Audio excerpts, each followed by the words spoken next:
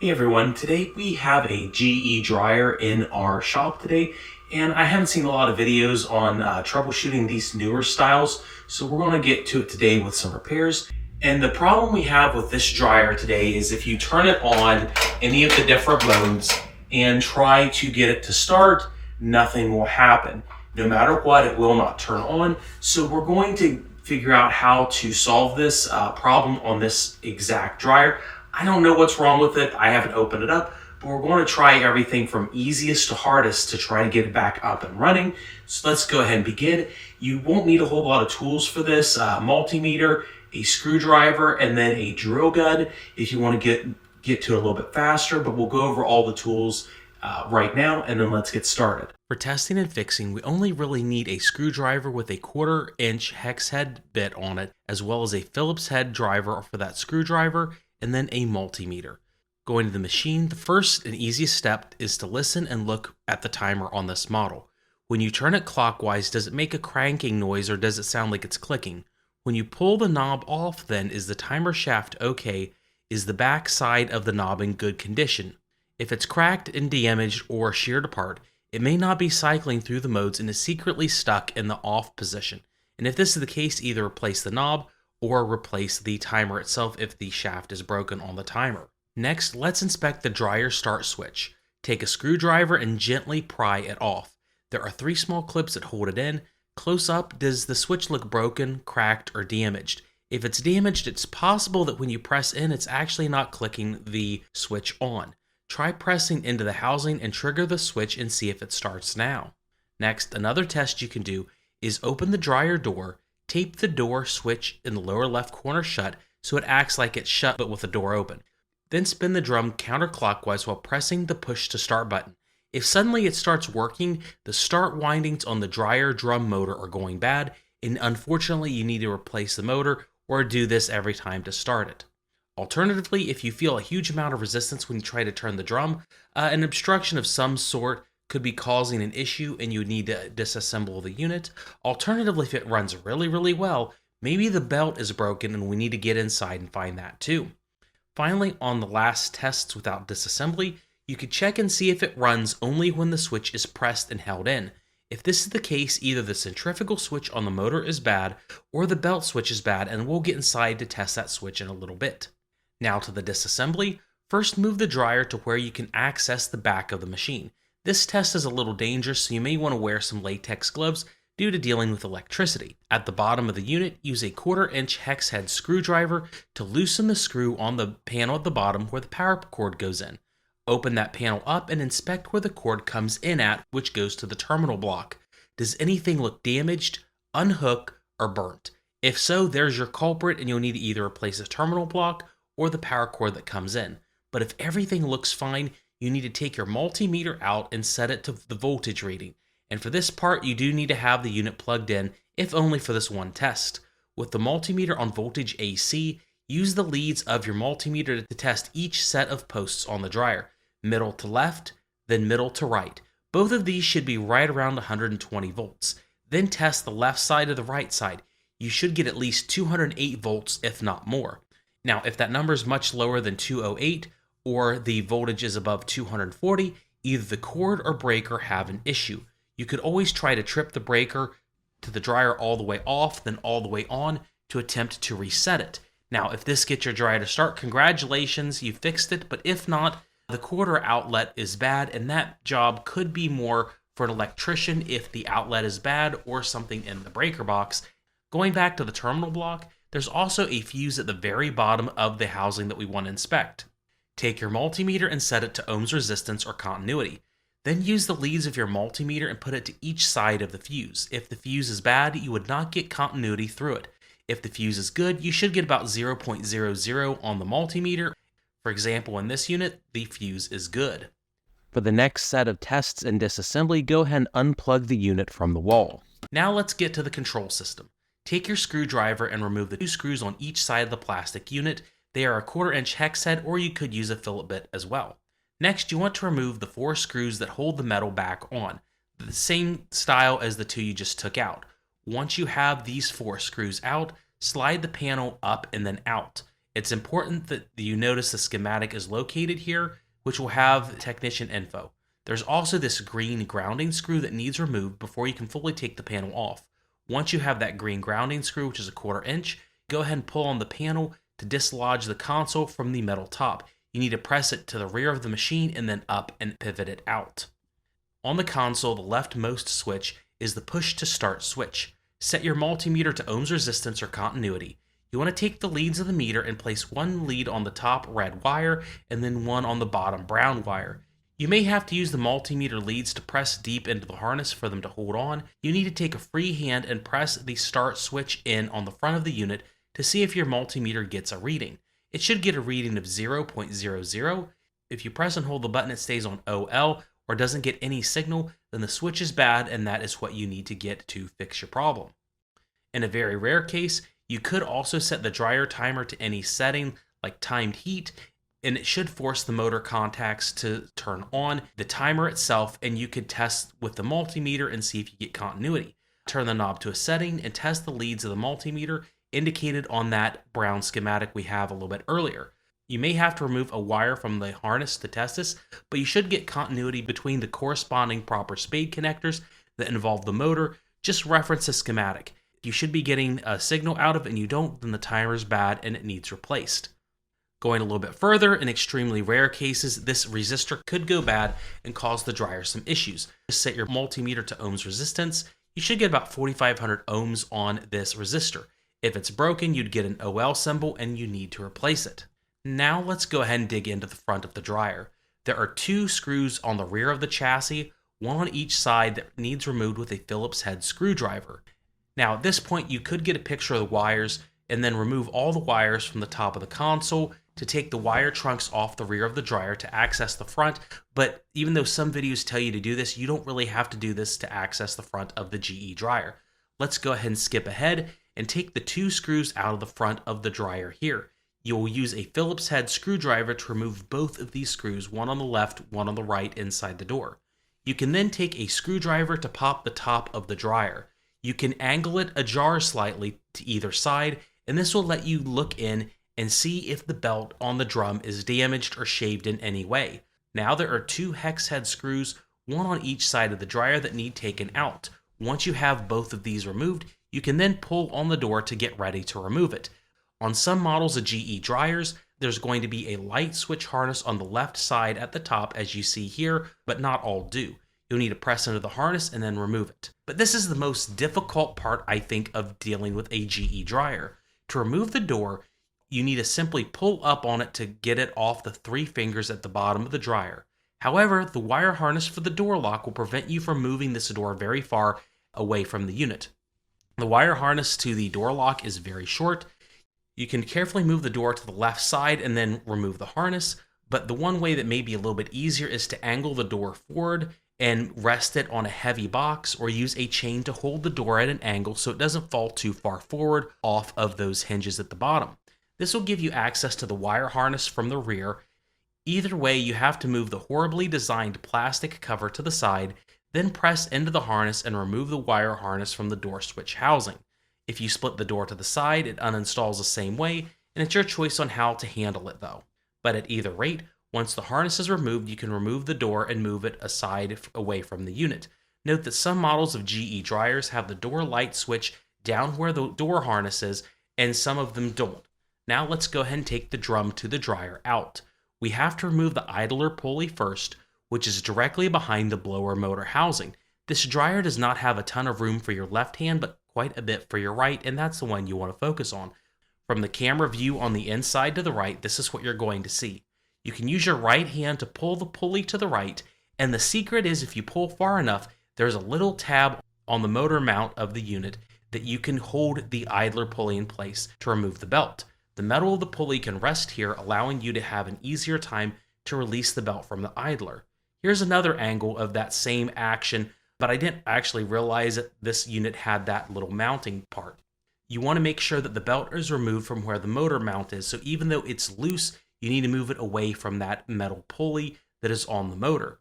Otherwise, when you try to pull the drum out, it could snag on the belt mount like you see here. I was so focused on getting the right camera shots, I didn't realize that the belt was going to snag. Whoops. Now, if you didn't take the entire top and console off, the best way to take the drum out is to angle the back of the top of the dryer against a wall slightly like you see here. It will rest the console and the top, and you can put a box to hold it in place so it doesn't get too far away. This will allow you to take the drum out or put it in quite easily. Use the belt when it's free of the pulley and motor to pull up and then out on the drum. The metal sides of the dryer have little grooves in them that will show you kind of like the shape of the drum so you can pull it out directly. If you pull up too far or too low, it won't be within that little oval. It'll rub on the sides or make a noise when it comes out. With the drum out, you can now view the inside of the unit to see what could be causing you any problems.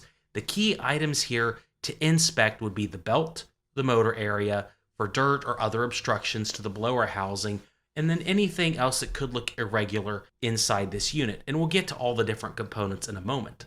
In my case here, I'm going to go ahead and take precaution by cleaning the chassis out. The motor does feel like it's binding slightly due to dirt. I'm using a shop vac, which is good, but it's not going to get all the small areas of the dryer. I would suggest getting a dryer cleaning kit that has a small flexible hose to get any of the small parts and areas of the dryer, especially where the motor is. I'll have a link to the kit in the description because it's very possible if there's a ton of lint on the motor, it could have blocked either something in the motor or the vent or blower housing assembly, which could cause a safety fuse to pop, making the dryer again no longer start. Now, it's very possible that lint could have caused all your dryer issues with that safety fuse. It looks really nice now, but we're going to go ahead and look for more problems just the same.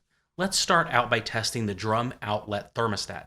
Take your multimeter and set it to ohms resistance. You want to take one lead of the two larger spade terminals in blue off using a pair of needle nose pliers. Then press the leads of your multimeter to each side of the spade. You should get some sort of signal or about 0.00 or 0.01 ohms, or again the beeping noise. If you get that, your sensor's good. If you get an OL symbol, it's bad and needs replaced. You can also test the orange wires on the side using the same type of test, but you want to use ohms resistance, and you need to get about 9,000 ohms or 9.0k ohms. That would be a good average value. If it's much higher or lower than that, maybe more than 10 or 15% off, you would need to replace that. Next, let's check the safety fuse on the top left side of the pie plate heater. When testing, make sure not to touch or bend the coils on the heater itself, but you're going to do the same test we just did. Pull one wire off and set to ohms or continuity. You need to get 0.00 ohms, or again hear that beep. If you get an OL symbol or no beep, that means the unit is bad and needs replaced. The other fuse we want to test here is the thermo high limit. You're going to do, again, the same exact test. Remove a wire, use the leads of the multimeter, and test for ohms or continuity. Yet again, you want 0.00. If you get an OL symbol, then it's bad and needs replaced. Next, let's check the hidden or nearly hidden belt switch on the dryer. If you pull on the idler pulley, you should hear an audible click noise that tells you that the belt switch is engaging the pulley once it's in place with the drum and belt on. If you don't hear it click, then it isn't working, but you should also test it with a multimeter. Remove one spade of the belt switch and press the lead of your multimeter in. There's a little hole in the terminal which makes it easy for it to rest. On the left side of that same switch, I pressed the other lead into the wire harness, and then I started to bend the idler pulley. Hopefully you can see this on camera, but as I pull the idler pulley to a certain stage, I start getting continuity on the multimeter, showing that it's engaging properly, which means it works. If your multimeter isn't getting a signal when you pull the idler pulley far enough, then the belt switch is bad and needs replaced. Now, finally, we're going to the actual culprit on this particular dryer, the door switch. The door switch on GE dryers are very deceptive.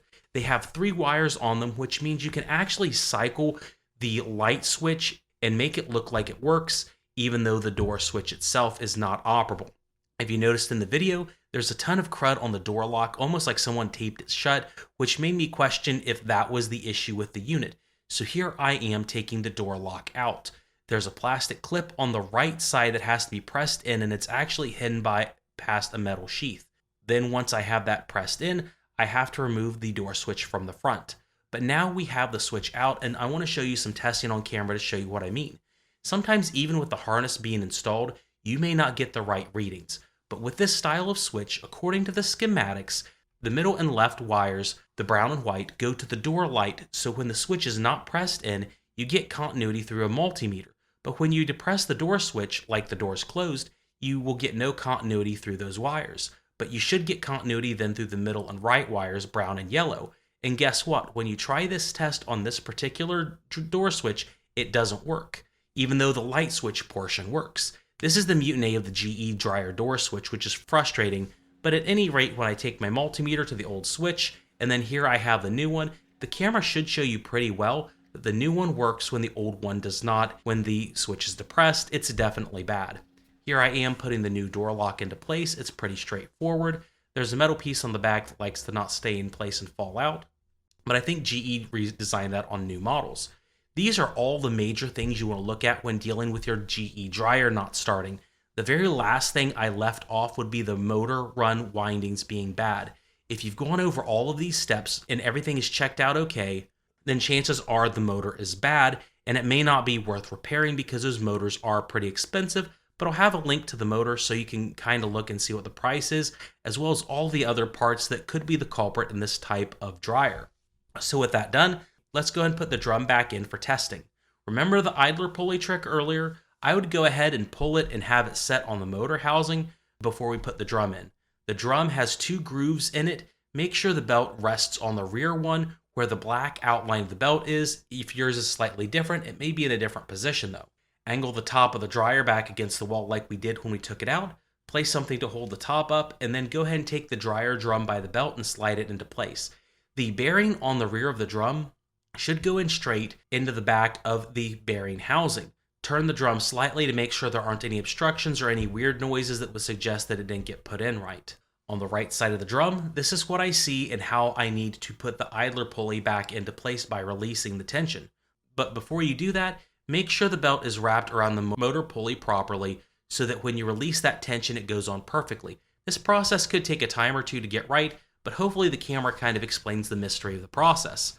With the drum in place, you should be able to gently turn it and see the blower housing move along with the belt so everything here is engaged properly. You can also listen to any obstructions that could cause or suggest something didn't get installed right. Now go ahead and put the door back on. The bottom of the door is going to rest on these 3 metal fingers on the dryer chassis. Set the door onto the fingers and then pivot the door forward to the bulkhead. I would go ahead and rest something on the door front so you can reinstall the door lock at this point. Move the stupid plastic cover out of the way. Reinstall the door switch harness into the door like you see here. Hopefully the plastic cover doesn't snap and slash you in the fingers like they like to do on GEs. When you pivot the door into place, you're going to have to get the bearing of the drum to rest on the door frame. This can be a little bit difficult, so you may have to open the dryer door and wedge it into place by moving the drum against the bearing, but it will seat into place. When you put the front of the door on, also make sure to notice that there are metal tabs on the inside of the door and on the sides of the chassis of the machine. These little fingers need to line up to make sure the chassis gets aligned properly. If you did anything to bend or warp the door slightly when working on the machine, it may not fit into place, which could make it look like the door just won't go back on. But once you have the front on, go ahead and insert the 2 short screws back into the top left and top right sides of the dryer. Both of these are 1/4-inch hex screws. If your door light harness was on top like mine, you'll need to go ahead and insert it back into place. Next, you'll want to secure the top of the dryer to the chassis. It needs brought forward and snapped into place. The rear is off a little bit, but we can get that adjusted easily off camera. With the top kind of secure, you can actually just go ahead and test the dryer to see if what you did worked. Plug the dryer in and see what happens. In the case of this dryer, we actually fixed the unit perfectly. It's running great. There's no noise from it at all. It's operating fine, and we haven't even actually put it all back together. It's also heating, and the temperatures look good. The sensor shows that the temperature keeps going up and up, and if you didn't do the installation processes to this point right properly, then you may have overlooked a wire harness and need to go back and check, or there's another difficult problem that this video sadly does not cover. Let's go ahead and finish putting the dryer back together though. Take the 2 long Phillips head screws and reinsert them to the top part of the dryer door. This will secure the top part of the dryer to the front of the cabinet. Now go ahead and insert 2 identical screws at the rear of the unit, one on left, one on right side. If you had unplugged any wires, go ahead and reinstall them at this point, but we did not. To get the console snapped back into place, the 6 fingers need slotted into these holes properly. You'll then pivot the console back into place and then tap on the rear of the console to push it forward to lock it into place. Before putting the metal back on, you need to reinsert the ground screw with the ground wire from the inside going to the outside. It's a 1/4-inch hex head, and when you have that done, there's a small metal finger on the left back that needs slotted into the plastic console. Then go ahead and slot the right side into place. It was bent a little bit, so I had to bend that with my screwdriver. Once that's done, you're going to install the 4 screws on the metal housing, right side and left. The last step now is to just install the 2 top hex head screws that go down in from the console into the metal top of the dryer. One on the right, one on the left. These are all the major fixes that you'd want to take doing your dryer, and now it's back to being fully assembled. I hope this video helps you out. All the major parts that we looked at for this dryer are going to be in the description of the video. Now, if you click on the links and purchase the parts through those links, it does help me buy more appliances to test, review, and fix. I also have 2 or 3 other videos on this exact GE dryer that we shot all at the same time. Those videos should now be displaying on the screen, so if you have any more questions, they may be able to help you. Have a great day.